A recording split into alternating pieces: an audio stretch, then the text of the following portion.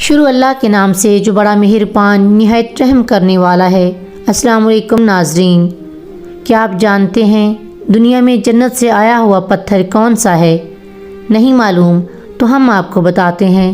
دنیا میں جنت سے آنے والا پتھر حجر اسود ہے، جو کہ بیت اللہ میں استادہ ہے، جس کے بارے میں رسول اللہ صلی اللہ علیہ وآلہ وسلم نے فرمایا، حجر اسود دودھ سے بھی زیادہ سفید تھا، جسے اولاد آدم کے گناہوں نے سیاہ کر دیا ہے۔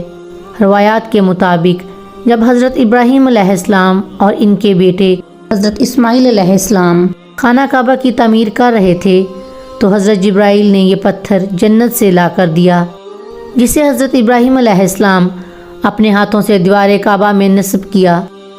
606 صدی میں جب رسول اللہ صلی اللہ علیہ وآلہ وسلم کی عمر مبارک 35 سال تھی، سیلاب نے کعبہ کی عمارت کو سخت نقصان پہنچایا اور قریش نے اس کی دوبارہ تعمیر کی، لیکن جب حجر اسود کا معاملہ آیا تو قبائل میں جھگڑا ہو گیا۔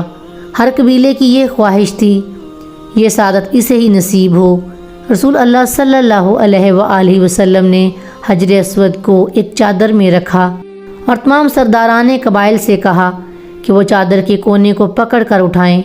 سب نے مل کر چادر کو اٹھایا، اور جب چادر اس مقام پر پہنچی جہاں اس کو رکھا جانا تھا تو آپ صلی اللہ علیہ وآلہ وسلم نے مبارک ہاتھوں سے اس کو دیوار کعبہ میں نصب کر دیا۔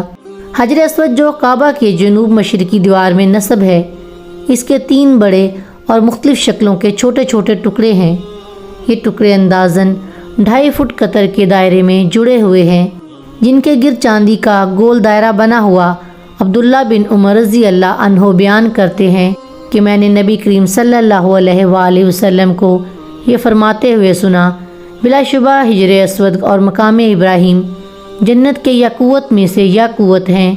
اللہ تعالیٰ نے ان کے نور اور روشنی کو ختم کر دیا ہے۔ اللہ تعالیٰ اگر اس روشنی کو ختم نہ کرتا تو مشرق و مغرب کا درمیانی حصہ روشن ہو جاتا۔ ایک حدیث کے مطابق حجر اسود کو چھونا گناہوں کا کفارہ ہے۔